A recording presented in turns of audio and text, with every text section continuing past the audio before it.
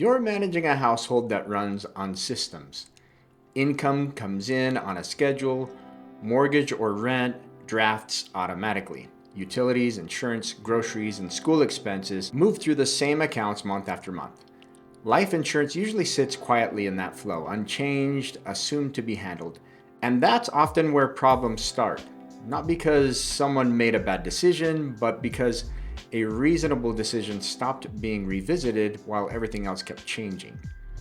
One of the most common mistakes people make going into 2026 is letting life insurance drift out of alignment with how their household actually works today.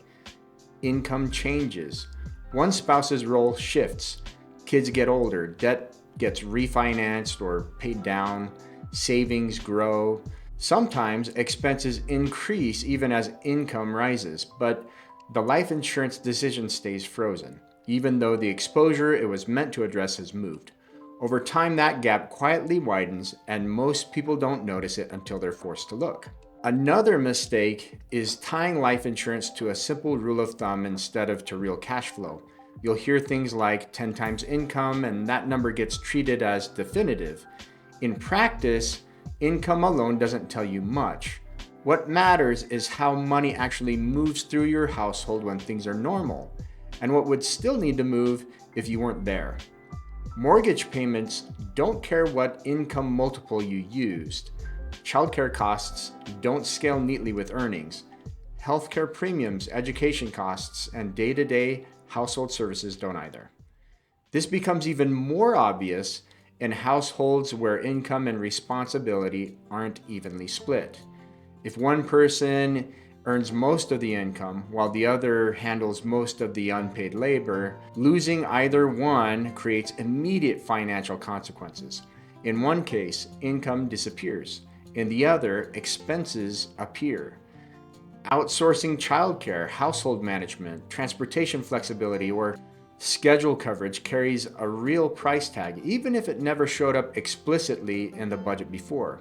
Life insurance works best when it reflects that operational reality, not a generic formula. A related issue is expecting life insurance to do more than it's designed to do. At its core, life insurance exists to replace earning power and stabilize obligations when somebody dies early. It's meant to operate during a defined risk window. When life insurance is expected to also function as an investment, a retirement plan, or a long-term wealth vehicle, policies become more complex, more expensive, and harder to evaluate against the problem they're supposed to solve. As an agency, we're very clear about our philosophy. We focus primarily on term life insurance because it's the purest form of life insurance. It does one job well. It provides a large death benefit during the years your financial exposure is highest, at a cost that allows you to build assets everywhere. When people follow a buy term and invest the rest approach, life insurance stays in its proper lane while savings and investments handle long-term growth. This is where a common mistake shows up, defaulting into permanent policies without a clear practical reason. Whole life often enters the conversation because permanence feels reassuring, right? People like the idea that something can't expire, but permanence doesn't automatically align with that risk. For most households, if financial exposure isn't permanent, it peaks during working years while kids are dependent and liabilities are large, then gradually declines as assets grow and obligations fall away. That doesn't mean permanent structures never make sense. There are situations where longer-term coverage or policy-based strategies are appropriate, and that's where indexed universal life can come into the picture. But those situations are intentional. They're based on a clear understanding of how the policy works, what role it plays, and what trade-offs come with it. The mistake isn't the tool itself, it's treating permanence or complexity as the default instead of something that requires a specific justification. Another mistake we see is underestimating how long temporary responsibilities actually last. Someone in their 30s might choose a 20-year term, assuming it lines up neatly with raising kids and paying off a home. In reality, life rarely follows a clean timeline. Kids remain financially dependent longer than expected.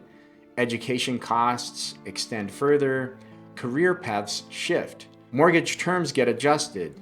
When the term expires, the exposure may still exist, but health may no longer cooperate, making replacement coverage expensive or unavailable.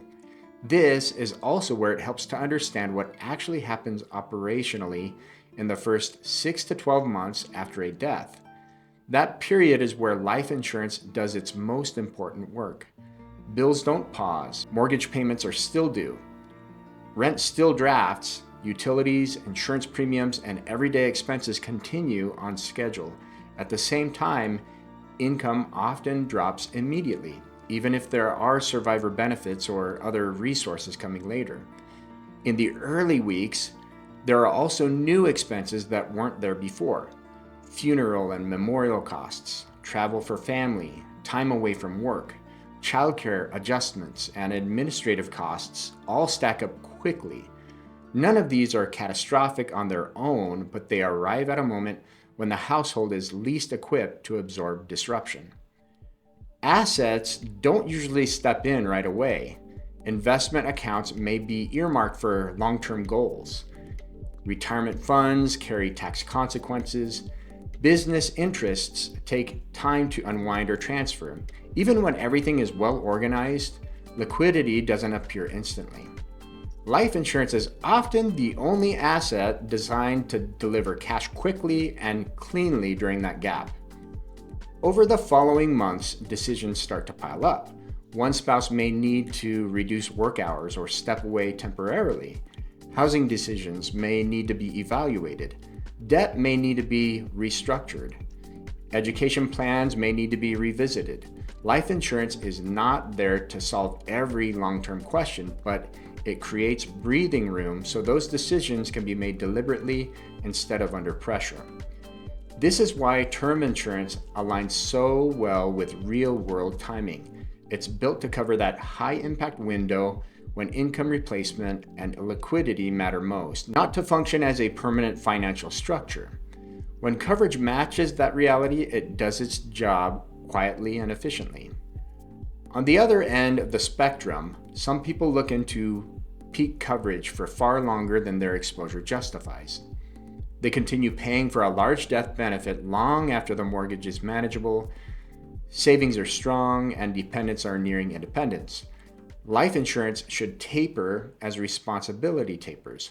Coverage that reflects how obligations actually roll off over time tends to be easier to sustain and easier to defend logically than a single oversized policy meant to last indefinitely. This is also where younger adults often misjudge timing. For someone just starting out, life insurance can feel premature, especially if income is still ramping up. But if you have dependents at that stage, coverage isn't optional, it's critical. Your earning power, even early in your career, is the asset your household depends on to function. And even for younger adults without dependents yet, there's a structural advantage to starting early. Life insurance pricing is heavily driven by age and health. Securing term coverage while you're young and healthy allows you to lock in low rates for decades. That coverage can then stay in place as income rises, family responsibilities begin, and financial exposure grows. Waiting doesn't make the insurance better later, it usually just makes it more expensive or harder to obtain. Employer-provided life insurance introduces another blind spot here. Group coverage is convenient and often inexpensive, which makes it easy to overestimate its role. The limitations don't matter until something changes. A job transition, benefit reduction, or early retirement can make that coverage disappear instantly. Employer life insurance works best as a supplement. When it becomes the foundation, households often discover too late that it was never designed to carry that weight. Delay remains one of the quietest mistakes. Life insurance gets pushed down the priority list because nothing urgent is happening. The risk during that delay isn't that something is likely to occur, it's that health can change without warning. Once health changes, pricing and availability change with it. Securing term insurance early preserves flexibility while options are wide open. Beneficiary coordination is another area where small oversights create real problems. Policies get issued, beneficiaries are named, and then life events pile up. Marriages, divorces, births, and deaths occur while the paperwork stays untouched. Because life insurance pays quickly and outside probate, beneficiary designations really matter. When they're outdated, the policy can perform exactly as designed and still produce the wrong outcome. Inflation quietly erodes adequacy as well. A death benefit that felt substantial a decade ago may not stretch the same way today. Housing, education, and healthcare costs don't move slowly or evenly. That doesn't mean coverage needs constant adjustment, but it does mean periodic reality checks matter. Another issue is treating life insurance as a standalone decision instead of part of a broader financial system. Debt structure, emergency reserves, investment progress, and retirement savings all influence how much life insurance actually needs to accomplish. As assets grow and liabilities shrink, insurance naturally carries less responsibility. One final mistake worth mentioning is failing to revisit life insurance after major milestones. Paying off a home, selling a business, building substantial assets, or reaching financial independence all change the role insurance plays.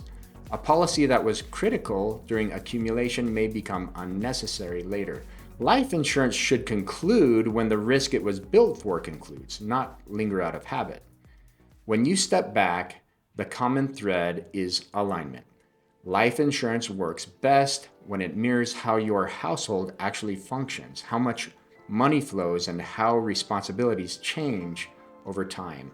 A practical way to cross-check your own setup is to walk through an ordinary month and ask what would still need to be paid if your income disappeared tomorrow.